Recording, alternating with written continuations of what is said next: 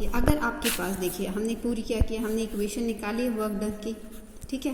Work done की equation में हमारे पास क्या आया है, के एक्स आई इनिशियल पोजीशन, ठीक है, minus K X F final position divided by 2, ये हमारा टोटल वर्क डन आया था, ठीक है।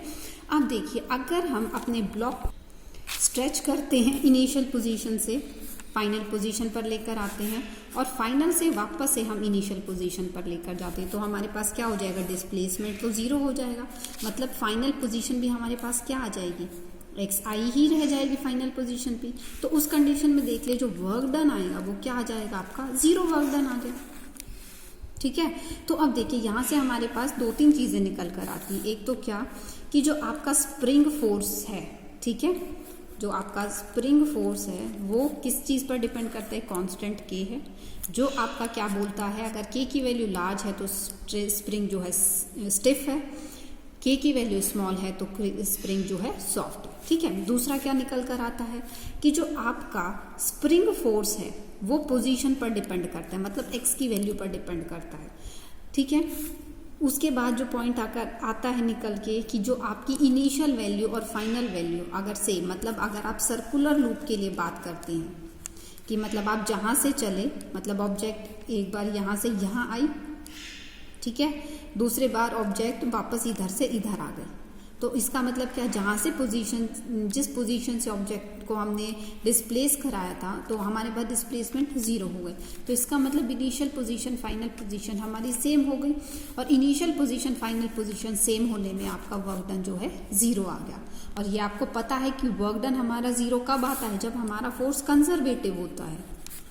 कब आता है, जब आपका फोर्स जो है वो कंजर्वेटिव होता है। तो इसका मतलब जो आपका स्प्रिंग फोर्स है वो कैसा फोर्स है, कंजर्वेटिव फोर्स है, ठीक है। इससे पहले जो आपने पढ़ा था, कौन सा कंजर्वेटिव फोर्स पढ़ा था, हमने एग्जांपल्स करे थे, ग्रेविटेशनल, है ना, ग्रेविटेशनल फोर्स जो है वो भी आपका कंजर्वेटिव फोर्स था, ठीक है। दूसरा आपका स्प्रिंग फोर्स आया है, तीसरा आपका इलेक्ट्रोस्टैटिक फोर्स होता है, जिसके बारे में आप 12th क्लास में पढ़ेंगे। तो अभी आपको क्या पढ़ना है, सिर्फ स्प्रिंग फोर्स पढ़ना है, थोड़ा ग्रेविटेशनल फोर्स के बारे में स्टडी करेंगे। तो आपके पास क्या है, साइक्लिक वैल्यू के लिए जीरो वर्क डन हो जाता है, तो that means it's a conservative force. अब कंजर्वेटिव फोर्स है तो आपको ये भी पता है कि जब हमने कंजर्वेटिव फोर्स स्टडी किया था कि कंजर्वेटिव फोर्स किसके इक्वल होता है, negative of potential energy change, ठीक है, कि मतलब जो आपका पोटेंशियल एनर्जी में चेंज आ रहा है उसके नेगेटिव के इक्वल होता है। तो अगर हम वर्क की, हमने देखो क्या यहाँ से डेफिनेशन हमने फॉर्मूला डिराइव किया था, initial position minus final position, ये हमारा वर्क डन था। तो अगर हम इसकी वैल्यू नेगेटिव कर देते हैं तो किसके इक्वल आ जाएगी, वो हमारे पोटेंशियल एनर्जी के इक्वल आ जाएगी।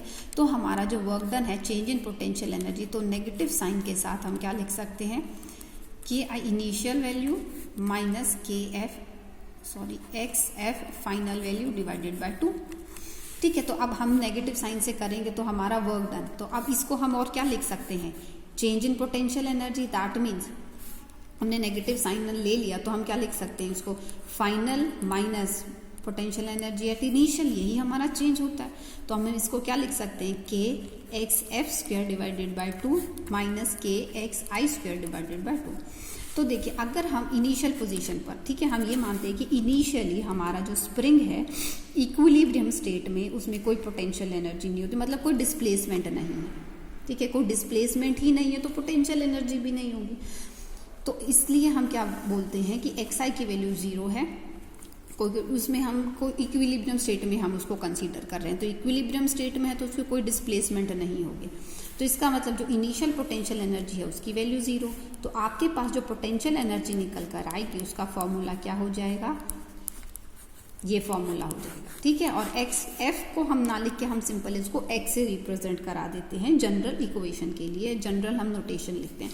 तो जो पोटेंशियल एनर्जी स्टोर होगी आपकी किसमें, स्प्रिंग में, वो क्या आ जाएगी, के एक्स स्क्वायर बाय 2, ठीक है। तो अब आपके पास दो फॉर्मूले यहाँ हैं, एक तो फोर्स ऑफ द स्प्रिंग किसके इक्वल होगा, माइनस के एक्स के इक्वल होगा, और पोटेंशियल एनर्जी कितनी स्टोर होती है, के एक्स स्क्वायर बाय 2, ये दोनों वैल्यूज आपको पता होनी चाहिए, ठीक है। तो आपके पास क्या है, दो इक्वेशन आई है या दो फॉर्मूला बोल सकते हैं कि potential energy of a spring क्या होती है, हाफ के एक्स स्क्वायर, फोर्स क्या होता है माइनस के एक्स, ठीक है।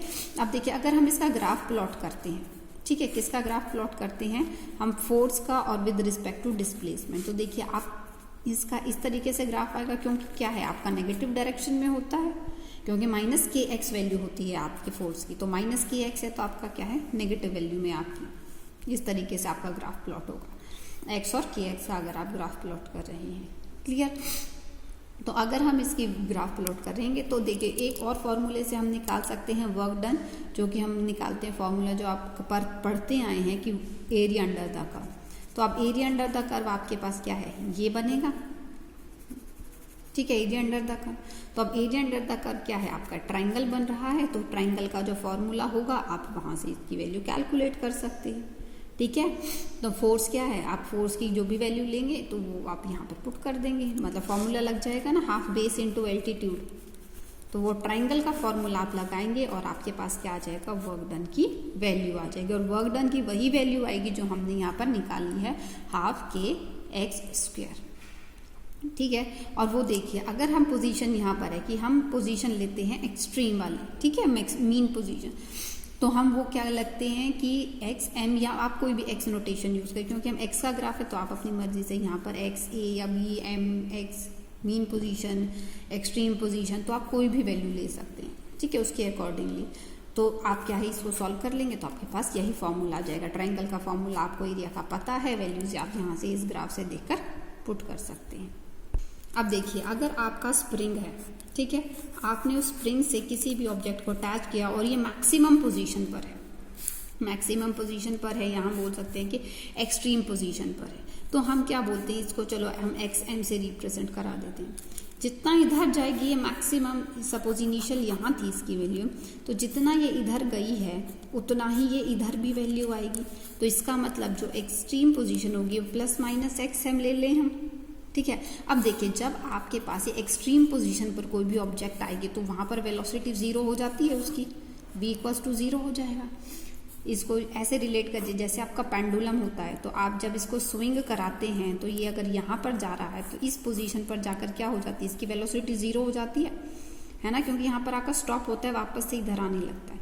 या आपने ग्रेविटेशन के जैसे न्यूमेरिकल्स किए, 9th में भी आपने पढ़ा कि आपने कोई भी बॉल ऊपर की तरफ थ्रो की है तो इस पोजीशन पर जाकर वो स्टॉप होती है, तो इसका मतलब यहाँ पर वेलोसिटी क्या है, जीरो, उसके बाद वो वापस से डाउनफॉल में आती है। तो इससे हम बोल सकते हैं कि एक्सट्रीम पोजीशंस पर जो वेलोसिटी होगी वो जीरो हो जाएगी।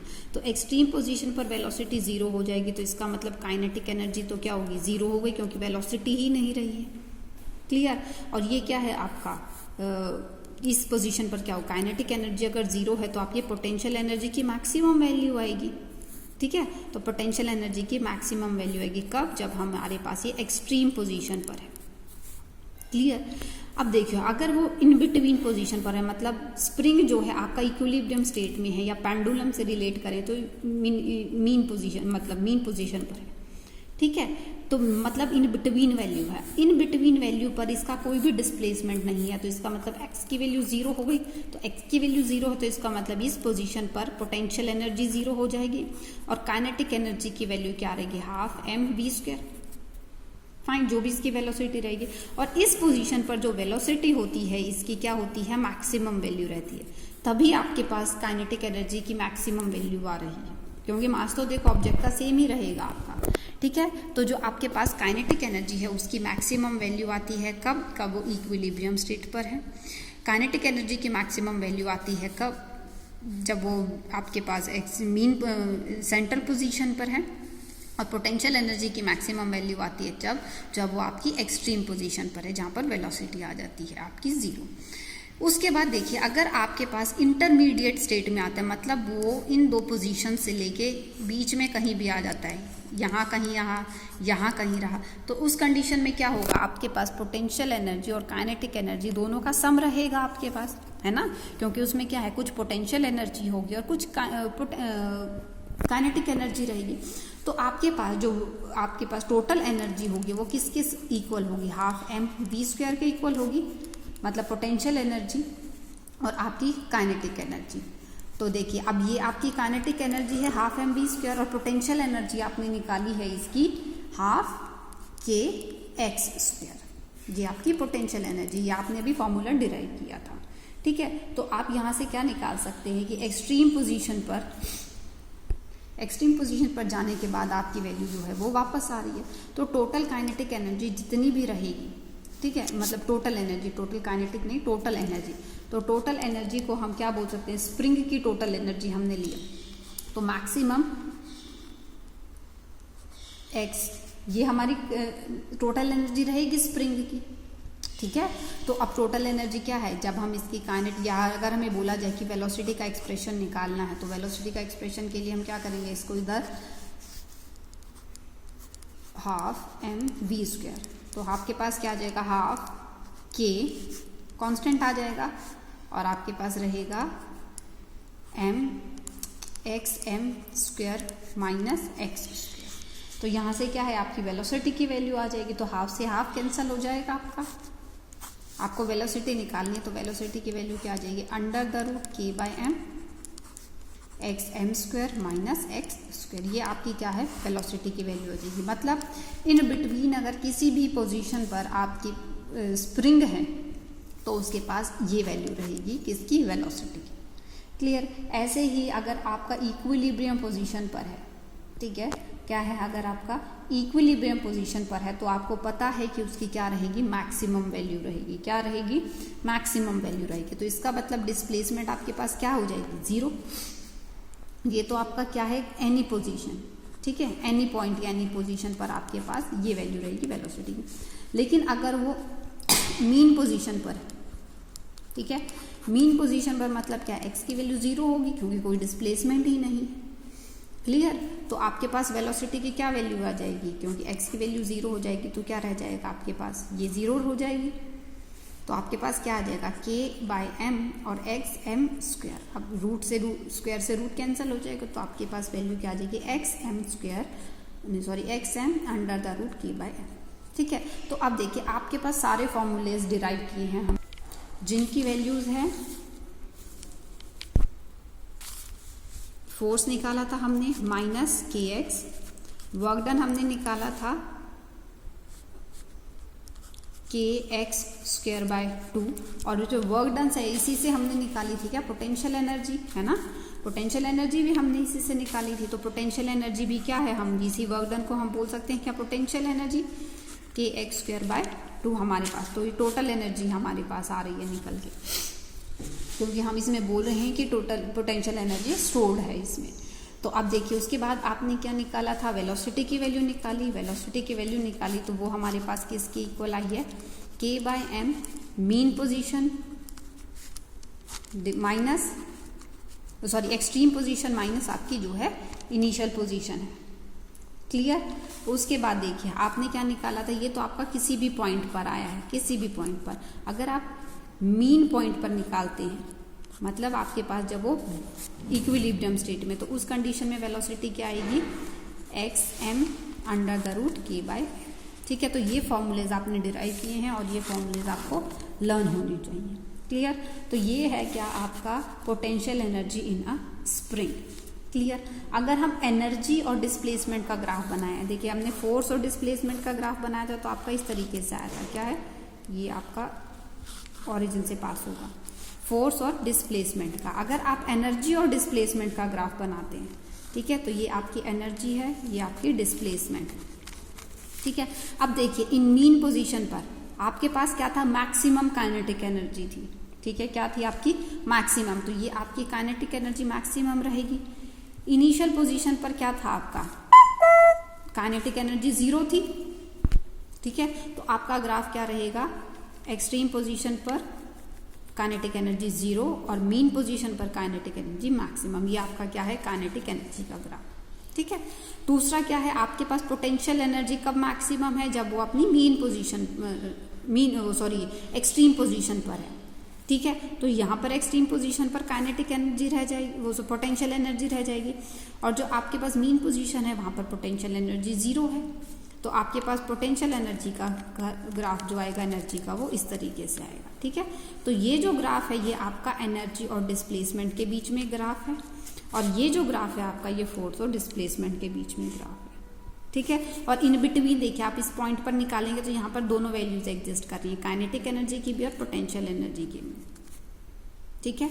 तो ये क्या है आपका पोटेंशियल एनर्जी है किसकी, स्प्रिंग की। क्लियर। तो ये आपका आज का टॉपिक था, इससे रिलेटेड न्यूमेरिकल सॉल्व कीजिएगा और कोई डाउट है तो वो पूछ लीजिएगा। Okay, thank you students, that's all for today.